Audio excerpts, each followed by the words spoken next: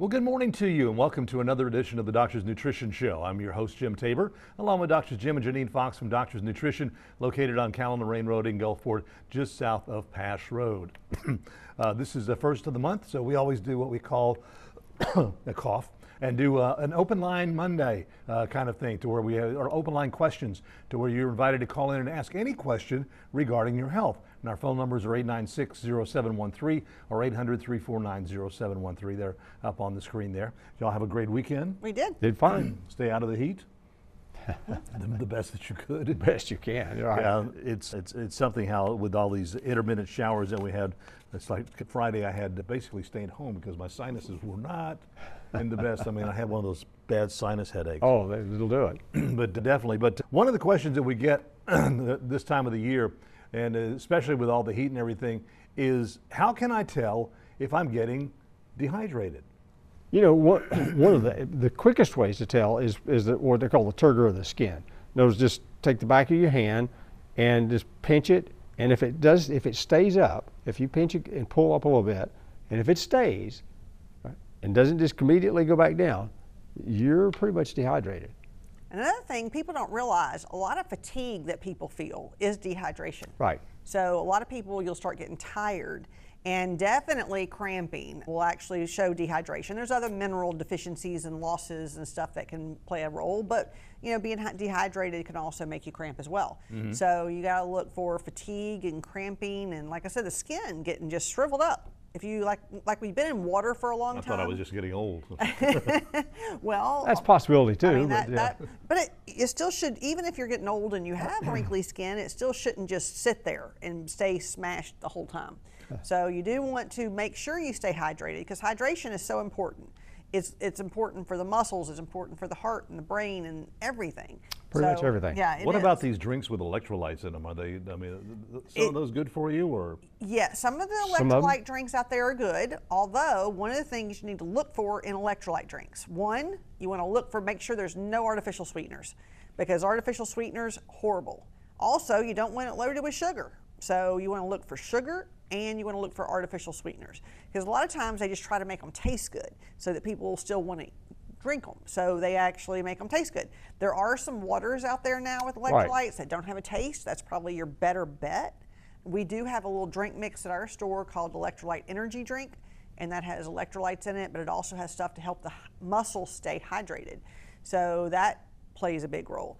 So there's a lot of things you can do for hydration, but just definitely keep drinking water. I'm sure these power drinks with all the caffeine are not recommended. No, because caffeine's also a diuretic. And so one of the problems you're going to have is, you increase a lot of the fluid intake when you drink it, but then you're going to get rid of it through the urine. So pretty quick, and you'll be more dehydrated after it's over. Okay. Yeah. And some people don't do well with caffeine. You know, a little bit of caffeine you'll see is actually beneficial to the brain. So a little bit.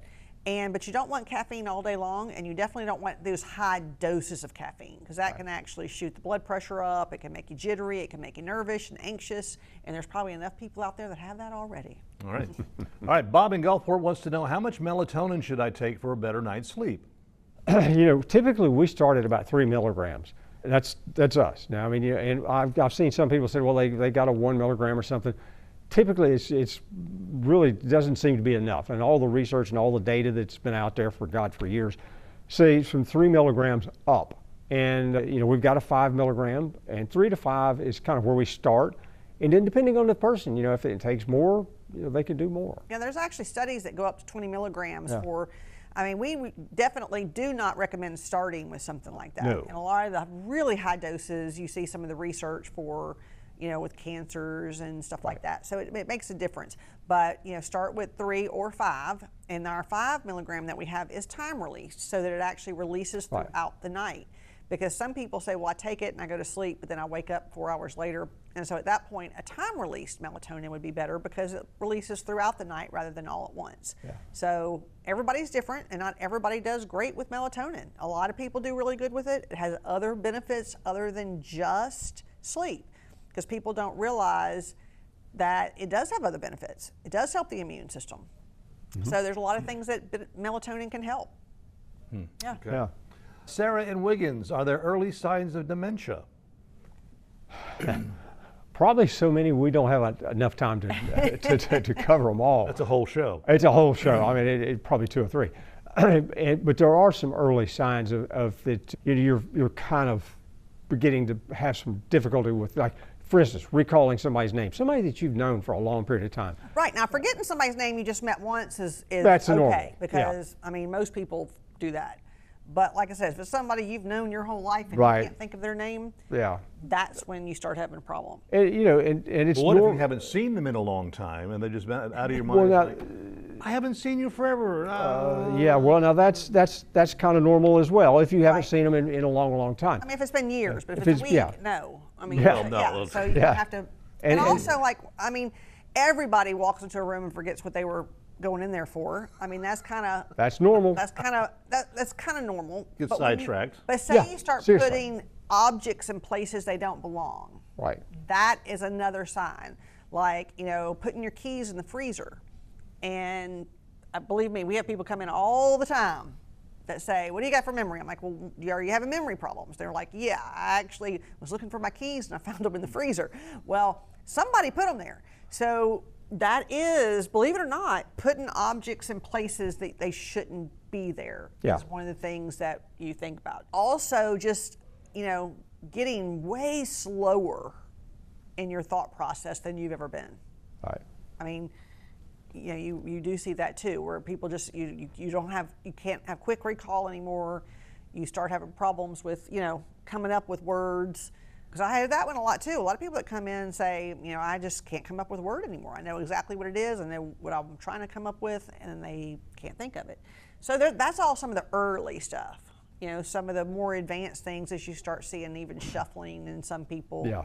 You start seeing the gait changes, the face changes. That's more advanced though, when the face starts like being real flat looking. Right. Yeah, yeah. I never would have thought that. Yeah. What is the procedure for handling ED?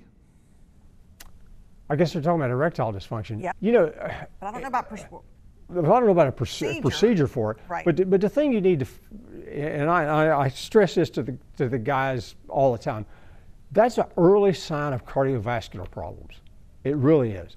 And they don't want to hear that, but it is. It's an early sign of some sort of cardiovascular problem. So my suggestion at that point is get everything checked out for the cardiovascular system. Right. We have a Number super one cardiac thing. panel that's really Right. good to do, but we'll talk about it when we come back from the break. Yep. All right, we're going to take a break. We'll be back with more on the Open Line Show here on Doctor's Nutrition Show. And welcome back. It's our Open Line Day, in which we had taking your calls about anything regarding your health, and still continuing a conversation regarding, gentlemen want to know about procedures for ED. Yeah, and like I say, the number one thing is to find out, because like I say, it's an early sign. I mean, all the cardiology people will tell you, if you go to them and tell you, that is an early warning sign for cardiovascular problems. Because the artery that feeds the penis is extraordinarily small. And it's one of the first guys that can actually start to block. So you get a decreased blood flow. Now there's other reasons for it, and you want to check those out too. There's neurological reasons and things like that. There's mental reasons. Yeah. Actually, extreme stress can Yeah. also affect ED. Now, what we always recommend is doing one of our panels and checking the hormones. Now, hormones are part of more of desire, not the function. So, but if you have no desire, of course, it ain't going to work either. So that's why you have to start seeing where is the problem. And do have your testosterone checked, and we do that all the time. All of our panels have the we can add the hormones to them, and we can do the cardiovascular testing. We can look and see Right. what kind of problems are going on. Right. And if you are depressed, that is another reason some people have ED. Now we have a few products that we use. Now, if the testosterone is low, we have our Andro Build. We have something called AminoFlow that vasodilates the blood vessels, so it opens up blood vessels, and it increases nitric oxide, which a lot of people have heard that, and it's actually called AminoFlow. So there's a lot of things you can do. Now, you mentioned procedure. We don't do procedures, so I'm not really sure what you're talking about, but call a urologist. They can actually maybe tell Right. you what procedures are out there for Right. ED. Exactly. Yeah. Exactly. Another question, how long after a pacemaker is in and scars are healed that you can return to physical activity? Well, I would think that, first thing you need to do is probably talk to the cardiologist that installed that guy. Right. And that's the number one thing. I mean, let them guide you in that respect. Typically, once the scars have healed, and so on, and you're doing fine and you'll get released from the cardiologist, at that point you want to start, but again, start very, very slowly. This is something that you probably haven't done in a long time, so let's don't go hog wild with it. Let's go very slowly, even something as simple as walking, if at all possible. Since putting in a pacemaker is not a major surgery, it shouldn't be too long. But again, the doctors that do it every day are best to answer that question because they deal with it day in, day out, and they know how long the recovery should take. Yeah. Okay. What are the benefits of a low sugar diet? Ooh, a lot. That's another show, right? Yes, right, 2 or 3 shows. Yes.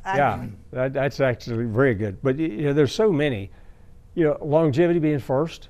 Okay.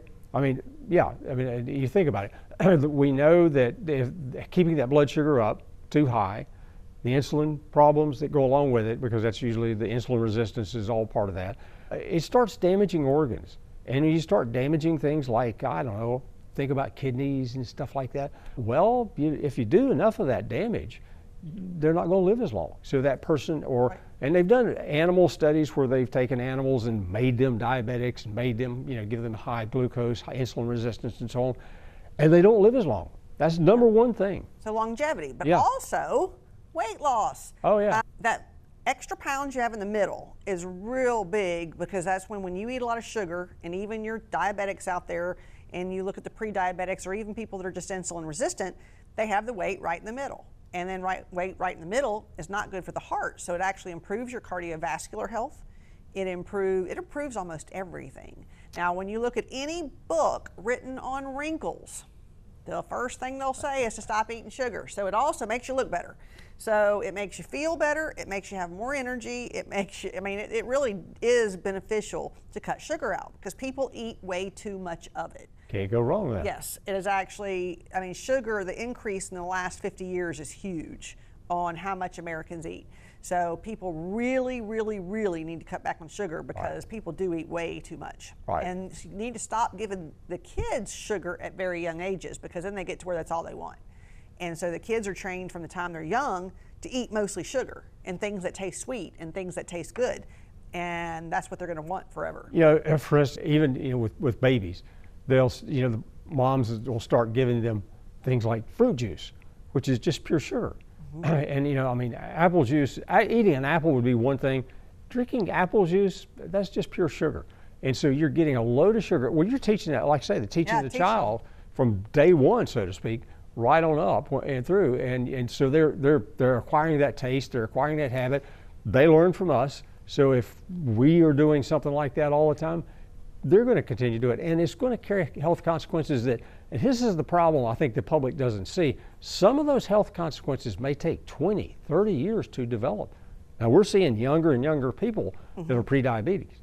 Actually pre-diabetics, I had a 7 or 8 year old a week or so ago. Yeah, I know, scary. Insulin resistant. What used to be called adult onset, because it was only in adults, but we're seeing it now in young kids. Yeah. So sugar is starting to be a problem at a much younger age, and where it takes 20 years. If you're 7 when you start, at 27, you can have a blockage, because there's no doubt that sugar increases your chances of blockages, because it increases triglycerides. It does a host of things, lowers your HDLs.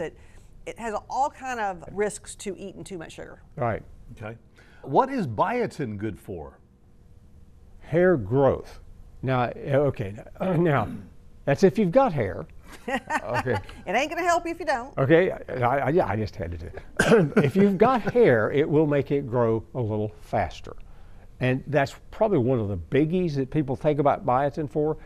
There's others, but that's probably the number one thing that we get asked about. And actually, everybody thinks just because they have, my hair's not good, I have to take biotin. Well, yeah, it helps in a lot of cases, but not all. If you've taken a lot of antibiotics deplete biotin. Right. And that's one reason it'll actually make the hair start falling out. Right. If you've taken a lot of antibiotics, you definitely do want to replace the biotin.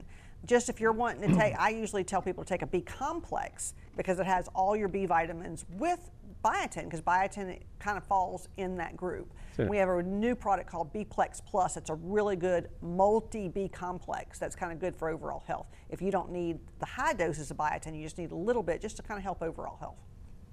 All right.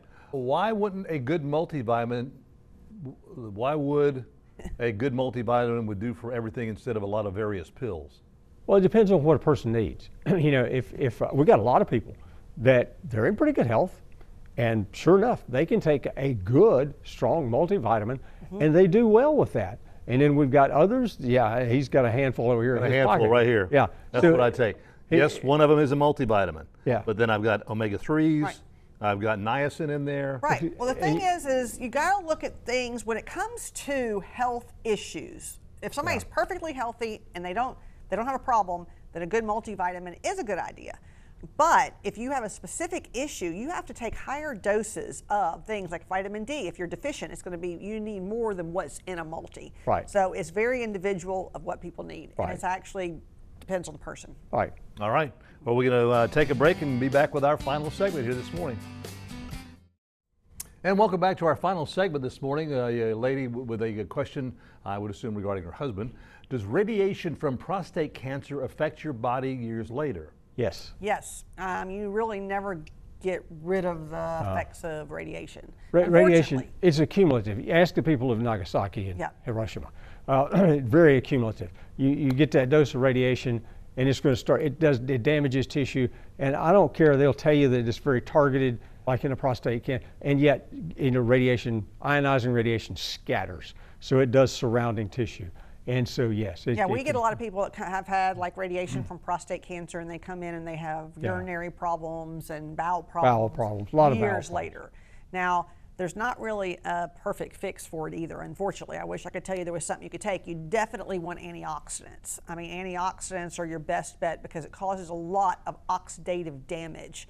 And so you want antioxidants. We have a really good antioxidant called Cell Support that kind of has all your different antioxidants together. It has, the pomegranate and the broccoli extract and the turmeric and the milk thistle, and kind of has all the antioxidants together. So that would be a good one for him to do, but there's not just a fix for the radiation later, unfortunately. Yeah, unfortunately. Okay. Yep. Are there healthy alternatives to energy drinks? There's the electrolyte water like we talked about. That's probably a pretty good one there. Staying hydrated is a big thing. Eating a good diet. I mean, it's number one thing. One of the biggest problems with people that we see that a lot of folks that are having problems with energy, and they're going to eat sugar because sugar will kind of spike it up, feel good for 30 minutes or so, hour maybe tops, and then they start crashing again. And it's back to the sugar thing again. So it's kind of a yo-yo thing. So it's better eating, the meals that have more balance, have plenty of protein, have some really good fats in there. Those sustain us longer. They're going to keep your energy levels up longer. And actually, you don't know how often we hear when we tell people, get off of sugar, get off of packaged processed food. Right. They start eating what they call a clean diet, and they can't believe their energy levels after about 2 to 3 weeks. Yeah. It takes a few weeks to get there because at first you're having withdrawal from not having right. The sugar. Yeah. And so that's why I say, it's something that you want to do long enough to see a difference, but then that'll give you energy, and then you don't need those energy drinks. That's right. Mm-hmm. All right, another question. Fingernails keep breaking. Is there anything that could help? There is. Actually, silica is really good at helping the strength of the nails. We have a silica by itself that's called Silica 20. And then we have Hair, Skin, and Nails, which actually has some silica in it. It's not quite as high as the silica by itself. But you can get into other things that affect the strength of the nails too, even your calcium, your magnesium, there's so many minerals that play a role in collagen. Collagen Makes a difference in your fingernails. Collagen's huge. So there's so many different things that can help with your nails, but that kind of does give you your nutritional status in a way, because when your nails are the last to get it. Hair and nails are not necessary. So if the body is doing everything it can to pull all the nutrients, for you to say. all the nutrients from everywhere, your nails and your hair are the last to get it. So you need a little extra for them. Yeah, that's right. Well, don't they say that whenever someone passes away, actually their nails and hair still grows for a while? Actually, what happens is the skin shrinks, and so it looks like it's growing. Yeah, I know. It's kind of always wondered about that. Yeah. Okay, what are the best oils? What are the best oils to cook with? Cooking. Oh, now that's a good one. Yeah. Cooking. Now that's the key. Is looking at cooking. Oils for cooking. Your animal fats are probably the number one thing. Honest to God. I'm serious. Back when we were kids, lard. Yep, great stuff. because they don't oxidize fast at all. But you want organic. Yes. You don't want the chemicals, because a lot of your harmful chemicals are stored in the fat cells. Yes. And so you don't want animal fat that is not organic. So Right. I got to say that. So if it says on the bottle, organic extra virgin olive oil. Well, Yeah, now that is actually, olive oil is another one of the good ones. But you can't cook don't with that want to cook with it. Not at a high temperature. The question was cooking. Right. The problem with olive oil, and I get this one all the time because people say, oh, well, I cook with olive oil all the time. The problem with it is it's very sensitive to heat. And I know, everybody out there has probably heard of trans fats by now. Oh, yeah. Okay? Now, so if you've heard about trans fats and you realize that, well, olive oil doesn't have any trans fats, not until you overheat it. And then you take something that's really good and you make something really nasty out of it. Right. So it's not good for you to do that. We're And getting that's one of toward the the problems. end, so I'm going to tell you some quick, good cooking Yeah. oils. You want to do your avocado oil. Right. You want to do walnut oil. They go to high temperatures. And you have these at the store. Yes, Well, coconut oil you can do at lower amounts. I don't like huge amounts because it does increase cholesterol. Olive oil you want on cold stuff, or if it's below like 275. Yeah. And like I said, you can use your animal fats like butter if Right. it's organic and doesn't have all the chemicals in it. Correct. So that's what you got to know. Now, remember, everybody out there, you want to go to our Facebook page. We got lots of information. Right. And we have a YouTube channel now. So go to the YouTube channel and make sure you like and follow us and ring that little bell. And sign up for that newsletter. Okay. Yeah, sign up for that newsletter. That's really important. It'll keep you posted on what we got coming up. Our special this week is taurine. Now, a lot of people might not know what taurine is. Taurine is an amino acid, and it's one that more and more research is coming out about. Recently, there was even some research about it helping with living longer. Right. And it's because taurine is so good for overall health. It's good for the heart, because it's good for muscles. And it's not that it makes them grow, it makes them function better. And so even with congestive heart failure, they found a big difference with taurine. It helps protect the brain. It actually helps with prevention of Alzheimer's and dementia. Mm-hmm. It helps with neurological problems like Parkinson's. It can actually help with anxiety. A lot of people, they've shown that it does lower your cortisol and the stress hormone, and it can actually help with anxiety and depression. So there's so many things that taurine is beneficial for. Right. Yeah. Yep. Yeah, really, really good stuff. Like I say, longevity is a biggie because it just helps the whole body tend to function better overall, say at a cellular level. And that's really important. Sign me up. Yeah, sign me up too, yeah. Next week, we're going to talk about cellular support, how to support your cells. Right. How to keep them healthy. Yep. Yeah. well, I know that's an important thing. Oh, Well, very definitely. It is. Yeah. It is very good. Of course, it's best to. You have to adjust med with starting.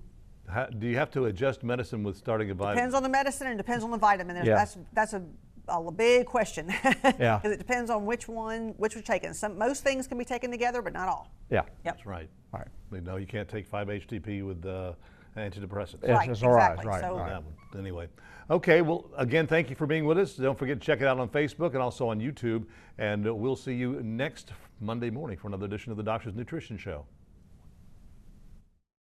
For more information on highlighting your business and services on Healthy Living South Mississippi, contact Jim Tabor at 896-1313.